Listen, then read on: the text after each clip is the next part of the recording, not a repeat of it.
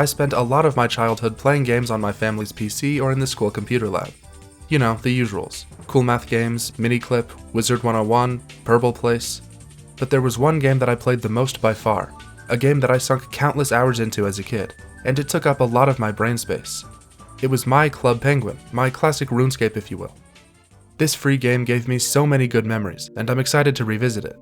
So hello and welcome back to Nostalgia Rewind, the series where I take a look back at some of the games I feel most nostalgic for and see how they hold up now.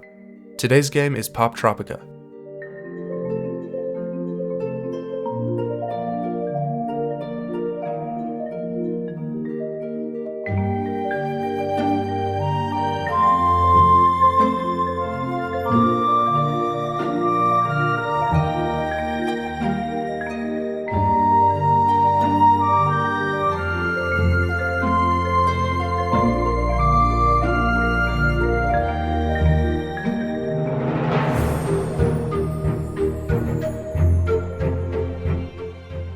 Poptropica has got to be an 8 or 9 on the nostalgia scale, and unlike many of the Nintendo games I played throughout my childhood, I haven't touched Poptropica in like a decade, so I was flooded with tons of nostalgic memories while replaying all of my favorite islands.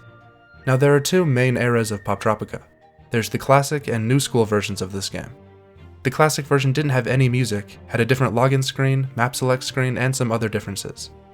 I spent most of my time with the classic version, but I did play a small amount of new school Poptropica too.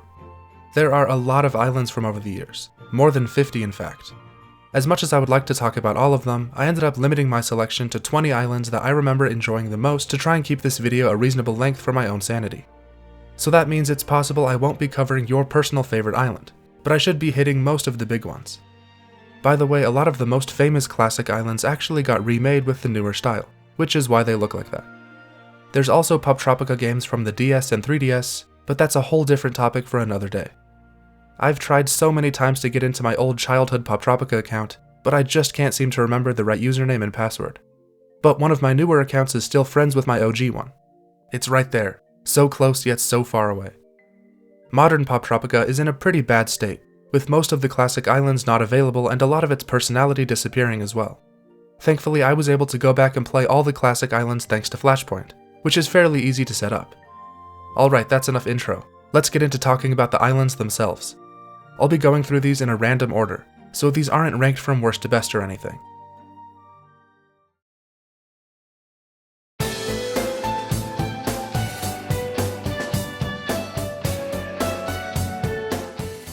Spy Island is full of detective work, fancy spy gear, stealth sections, and platforming challenges that make this island really fun. They nailed the vibes with this one. I especially liked the part where you have to go undercover as the chef's assistant to get a fingerprint off of a glass. Poptropica has this great feature where you can copy the clothing of pretty much any NPC around you, which makes it a lot easier to get immersed into the style of each island. Deciphering secret codes and sneaking around in the chameleon suit both felt super cool, and you can actually figure out who the bad guy is pretty early on if you're paying attention. I remember one of my favorite parts of this island as a kid was the bow tie grappling hook, and while it is a lot of fun to use, it's also incredibly annoying. The camera follows the bow tie once you fire it, which makes using it really difficult. Since I couldn't see my character anymore once you shoot it off in one direction, I kept falling off buildings and having to restart the entire section. I love the cartoonishly PG motives of Director D wanting everyone else to be bald like him, and the final set piece in the space station is pretty great. Overall, a really fun island that holds up very well, despite a few awkward platforming moments.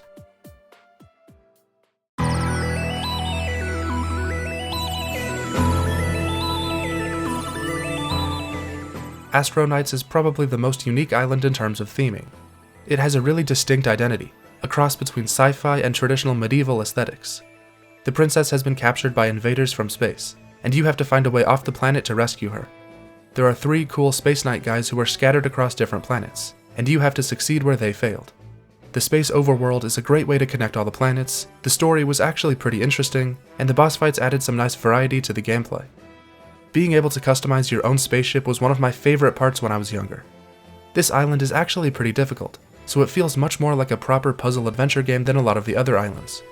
I remember this ice platforming section being near impossible as a kid, and I had to retry endlessly to get past these weird night-looking fish things. The final fight against Mordred was pretty difficult as well, making it feel great to finally beat him. Astronauts is definitely one of the strongest islands in the game, and I honestly wish more of the islands could have lived up to this level of quality.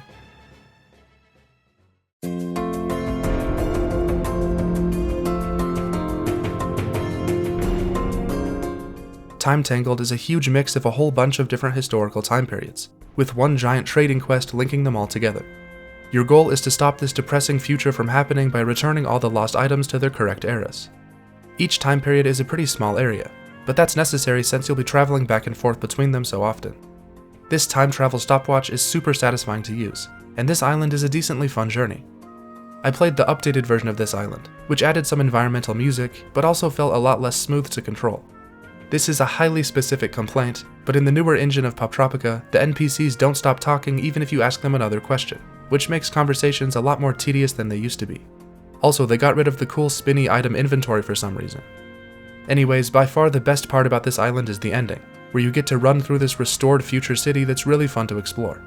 Then you get to see future Yu's skyscraper apartment, which was just mind-blowing to me as a kid. Most of Poptropica's content can be boiled down to trading item quests, but it is a little more obvious with this one. I still enjoyed it though, despite it feeling like a 5th grade history lesson at times.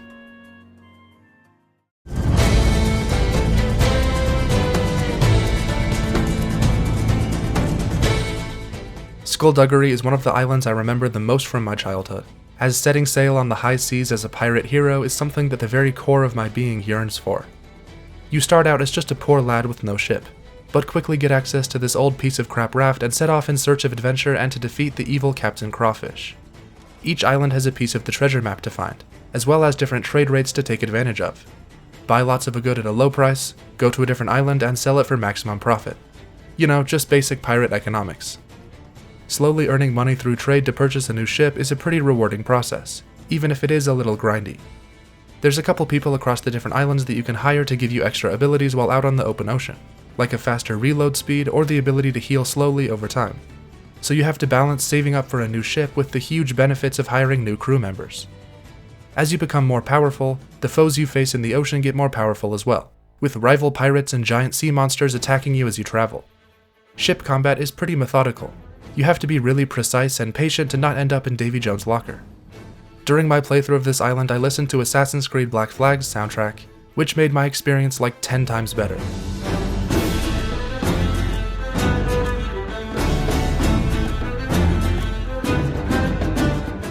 Once I finally had a solid ship and all the pieces of the map, I set sail for the Mystery Island to face off against Captain Crawfish himself. But for some reason, you just can't defeat him unless you have the most expensive ship. Even though I outplayed him with my pure skill and got his health bar all the way down multiple times in a row, he simply heals endlessly. So I had to play for another half hour grinding to eventually unlock the Phoenix Warbird, which felt kind of lame.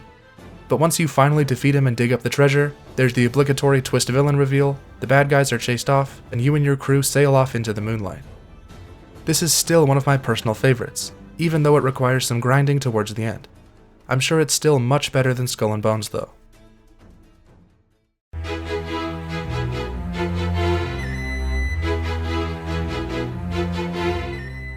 Mystery Train has you playing as a detective, trying to figure out who the thief is on this moving train.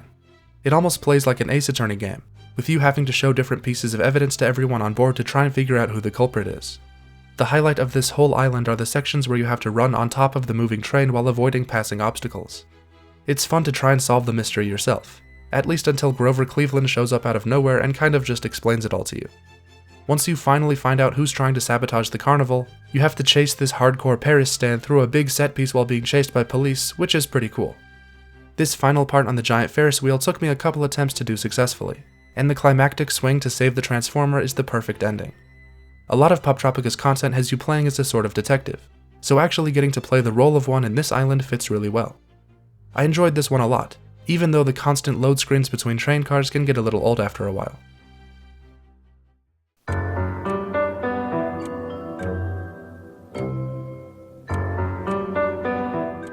"24Karat is one of the earliest islands, which became pretty clear once I replayed it. This one is super short, but still manages to be pretty memorable. This small town has been devastated by the loss of all their carrots, and town members have been mysteriously disappearing. You spend most of this island navigating these air ducts in the big factory, sneaking around, disabling security systems, and saving the brainwashed workers. You stop the evil Dr. Hare from taking over the world by crashing his giant bunny rocket ship, and that's pretty much it. Dr. Hare kind of became the mascot of Poptropica as a whole for some reason, probably just because this is one of the original islands.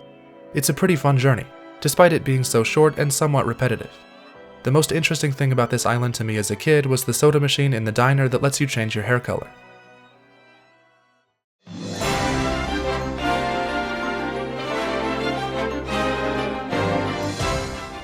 Superpower Island has you tracking down and catching supervillains that escaped from prison. These evil people are wanted for doing horrible things like illegally copying music, ratting on their friends, and flying without a license. There's these mini boss fights against each supervillain, and they're all pretty fun.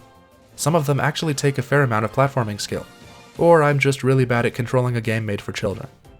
Once you defeat 5 of the villains, this old retired superhero gives you the power of flight, and you head up into the sky to chase down the final villain. The super small screen size makes this final fight a little awkward, but getting the ability to fly around freely is possibly the single coolest reward from any of the islands. I remember being super disappointed that the power of flight didn't carry over to the other islands, even though that would obviously break every platforming challenge permanently. This island has a lot of fun moments, and its cheesy superhero atmosphere works really well in the Poptropica art style. I remember thinking this was one of the best islands, but it's a little too short and simple for my boring adult tastes.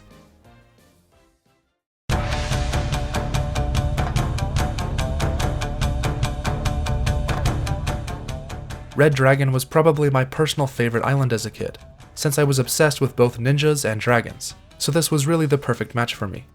I even had a copy of the Magic Treehouse book this island is trying to promote, which is a weird coincidence. You're trapped in ancient Japan and have to rescue these 2 dumb kids who get themselves thrown in prison. The visuals of this island are gorgeous, and there's a lot of really solid puzzles and interactions. You help fix a bridge, trim a bonsai tree, wrestle in a sumo match, and help a fisherman catch a kappa. After all that, Basho, the old ninja master, will decide to help train you. Then you get a whole bunch of awesome ninja tools like smoke bombs, a bow staff, throwing stars, and a grappling hook. Using all these tools is super fun, and climbing up the mountain to reach the Shogun's palace is a great platforming section. Then you have to infiltrate the fortress itself, which is this fantastic stealth section where you'll have to make good use of all your ninja skills. This was the ultimate power trip for me as a kid, and honestly, its magic still works for me. For some reason, I just love these types of gameplay moments where you have to perfectly sneak past all the enemies without them seeing you. Then the Shogun uses a magic wand to summon the Red Dragon, which immediately backfires. The final boss fight has you riding on the Cloud Dragon, flying through the sky firing water at the Red Dragon. It's a pretty simple and straightforward fight, but it's still a cool spectacle. This island absolutely still holds up and is just as fun as I remember it being. This is peak Poptropica as far as I'm concerned, so apparently I haven't grown out of my love for ninjas and dragons.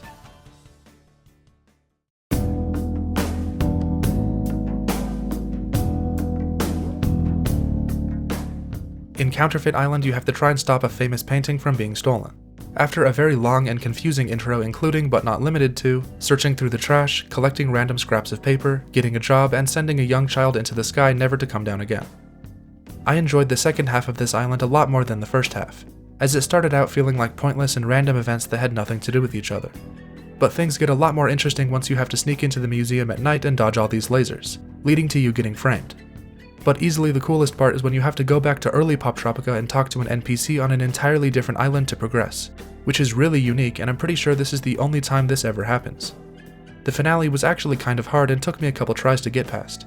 You have to work together with the guy who set you up to stop the villain from destroying too much art. Overall, this island is definitely one of the more difficult ones, and it has a lot going for it. Although the middle section where you have to do all these boring museum jobs wasn't very fun for me personally.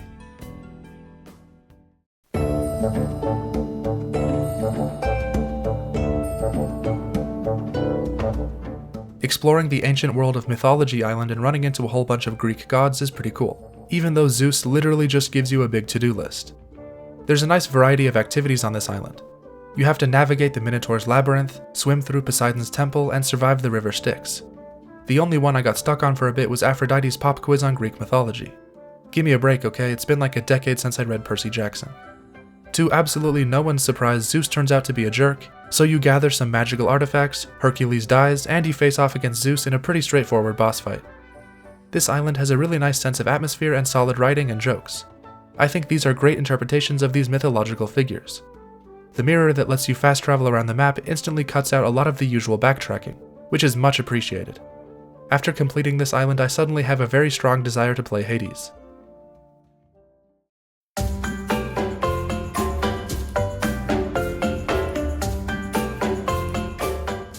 Sharktooth takes place on a tropical island full of tourists, where this lady's son is trapped by a giant shark swimming in the water around him.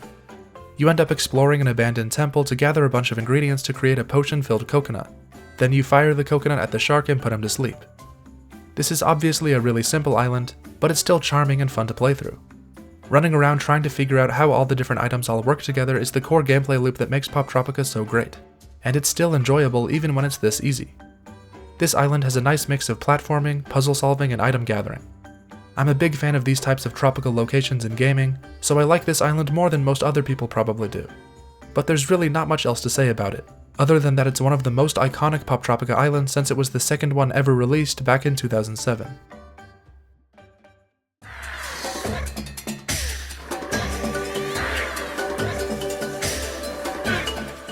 On Nabuti Island you explore many different locations in Africa, trying to collect all the ancient jewels from the totem pole in the museum. The overworld map screen is really cool in this one. It captures that Indiana Jones sense of adventure perfectly. All of the areas you explore are visually distinct, with different simple challenges like Moncala against this guy with a beard who lives at the top of a mountain, or this one with the chicken and the fox.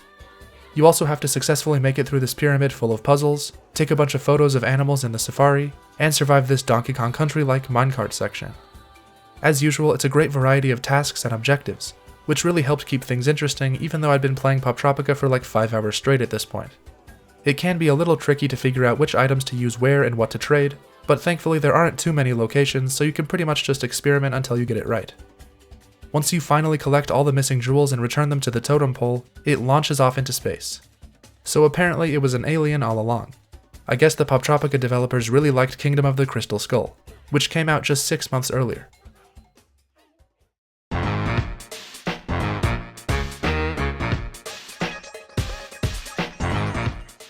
Nightwatch is pretty different from the rest of the islands, as you spend almost all of your time in just one location. The old security guard gets fired for being a paranoid weirdo, and you get hired to replace him after some quick training. Riding around on the Segway is the best part of this island. You spend the night checking out disturbances across the various different shops in the mall, and it actually creates a pretty creepy atmosphere when your phone alerts go off and security cameras start losing their signals. After finding an old lady obsessed with tanning and chasing down a snake, you eventually find a thief who's running around the mall. Then he gets a golf cart and keeps hitting into you constantly. Turns out that was just a robot somehow, and the real thief was after a valuable baseball card. There's a final sequence where you jump around the vents chasing after him, and then he climactically tackles you out of the tallest vent and you somehow survive the fall. Then he gets arrested, and turns out it was the print shop owner. Truly shocking. I really liked this island, even though most of the disturbances turn out to be nothing. There's something inherently creepy about being alone at night in a giant public space like a mall, and this captures that really well.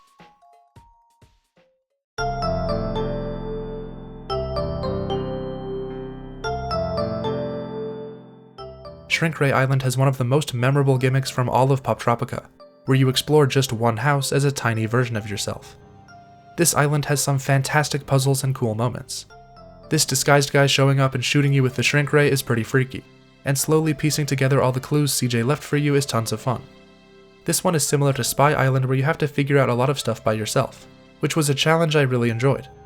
Stuff like figuring out what the password to the computer is from the newspaper and mirror in the bathroom, or using the static from the TV to stick to balloons are super unique and clever puzzles. This giant bathroom feels like that one Mario Kart course, except a lot less clean. After deciphering some Morse code from CJ, you discover that the teacher is the thief and drive the toy truck out the window.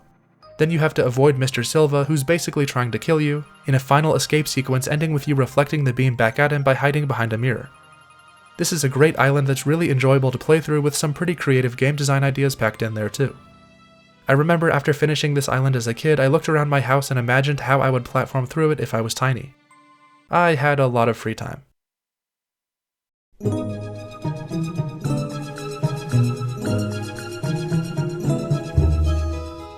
Ghost Story Island is full of crazy ghost hunters, and your goal is to investigate the island and solve an old mystery. There's plenty of spooky atmosphere here. I especially loved digging through old files in this dark basement. You get a whole bunch of ghost hunting tools, and have to figure out what happened in this small town that's keeping the dead from moving on. There's some pretty spooky moments here and there, but since there's no sound, it can't ever really get that— Are you looking for someone? Yeah, that random voice coming out of nowhere when you're looking through the telescope actually got me pretty bad, I have to admit. The story and characters are all pretty strong here, with a tragic tale that's lots of fun to slowly unravel. It ends on a bittersweet final moment, which is a nice change of pace from the usual happy ending, and overall I really like the atmosphere of this island.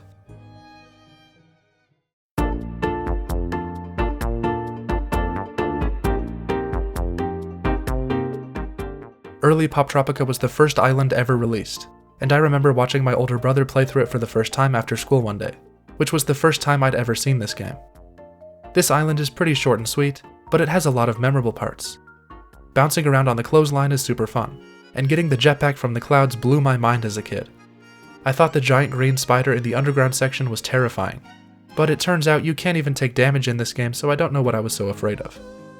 The basic item gathering formula of Poptropica can be seen in its earliest form here, and it still holds up pretty well. Not anything too impressive going on here, but still a classic.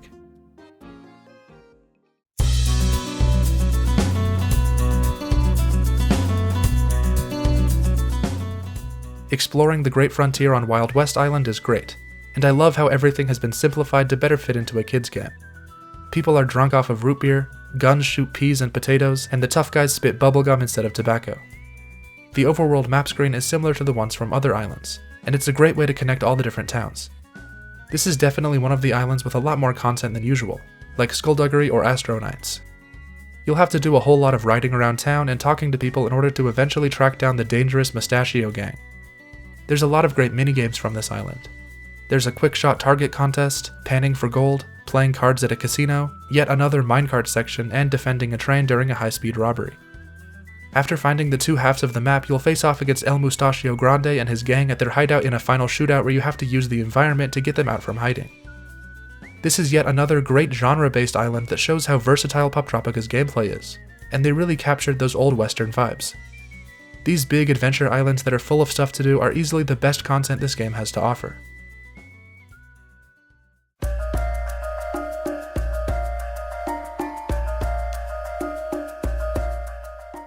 Cryptids Island is all about searching for mythical creatures of legend, like the Loch Ness Monster and Bigfoot. This super rich guy hires you to find solid evidence that they actually exist, and you travel across the world trying to track these monsters down. This island actually has multiple overworld map screens. There's driving a Jeep in Puerto Rico and riding a motorcycle in New Jersey, which are both really cool. After collecting a bunch of evidence and testing it in the lab, you end up finding proof of all the monsters except for the Yeti.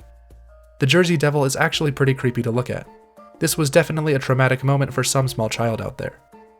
All the different locations are fun to explore, and traveling around the world in search of hidden creatures creates a great sense of adventure and discovery. In the big finale of this island, you have to follow Bigfoot to his hideout in your helicopter, with this final moment where you have to jump between flying helicopters to stop another monster hunter from stealing him. And then you end up declining the $1 million reward so the rich guy can build a nice habitat for Bigfoot and probably exploit him for monetary gain.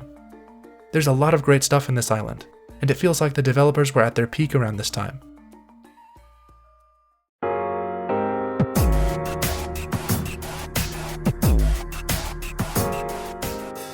Escape from Pelican Rock is one of the most recent islands, and I think it's one of the most solid attempts to recapture what made the original island so great. It's pretty limited in scale since you spend most of your time in prison for being wrongfully framed, but that kind of comes with the genre. Talking to all the inmates and slowly building an escape path is super satisfying, and it always feels like you're making some progress over the repetitive days. It really feels like you're getting away with stuff behind the guards' backs, and it all culminates in a pretty solid final escape sequence. This island is a lot more focused on puzzle solving and item trading, with less of the adventure and exploration. But I still think it works pretty well, and I appreciated all the references to the Shawshank Redemption. This was one of the last truly great Poptropica islands, as the game's descent into mediocrity began shortly after this island was released.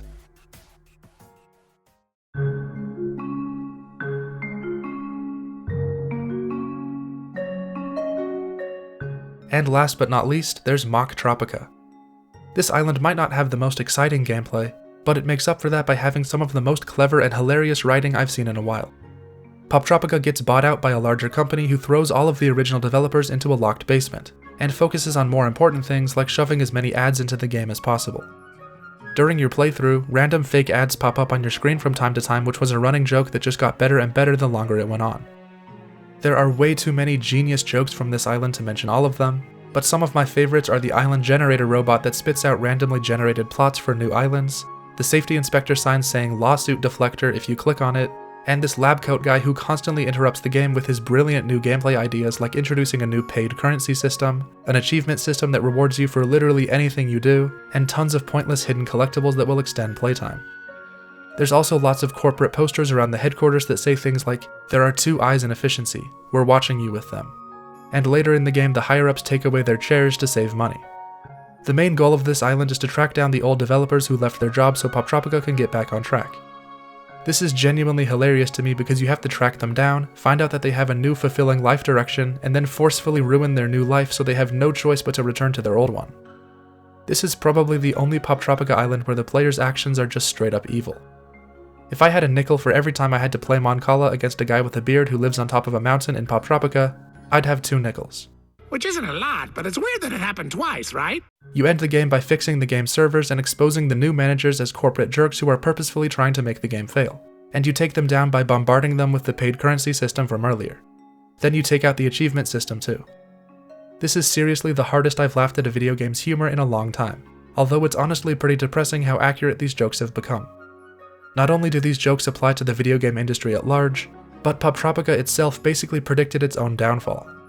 There's a great article about how this island represents the real-life issues the game ended up having that I'll link below. Mocktropica is as hilarious and relevant as ever, and I had a blast playing through it.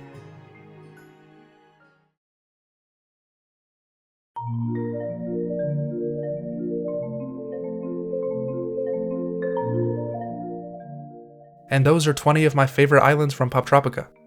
Obviously, I wasn't able to cover all of them, but I realized that if I kept forcing myself to play this game when I didn't want to, I'd eventually ruin this game for myself forever. So leave a comment sharing what your favorite islands are. I'm sure there are some great ones I wasn't able to talk about. I know there are some cool ones like the Diary of a Wimpy Kid or Big Nate Islands that have an entirely different art style. I remember enjoying the minigame-focused islands like Reality TV and Poptropolis games. There's also some extra Poptropica mini-quests like Legendary Swords that were pretty fantastic too, but I remember thinking Realms was super weird. Overall, I'm pretty satisfied with the 20 islands I covered. I would rank them from worst to best, but they're all so different and great in unique ways that I wouldn't really feel good about putting them in a rigid tier list. But I can tell you that my personal favorites are Red Dragon, Skullduggery, Astro Knights, and Mocktropica. But honestly, they were all surprisingly fun to play through, even as an adult. I wish there would be a release of all these classic islands into one collection or something. I feel like that would do super well if it was put on the Switch. But I doubt that'll ever happen, as Poptropica is in a pretty terrible place at the moment. Since the death of Flash, it's been limping to survive on websites like Cool Math Games, where it's just a shell of its former self.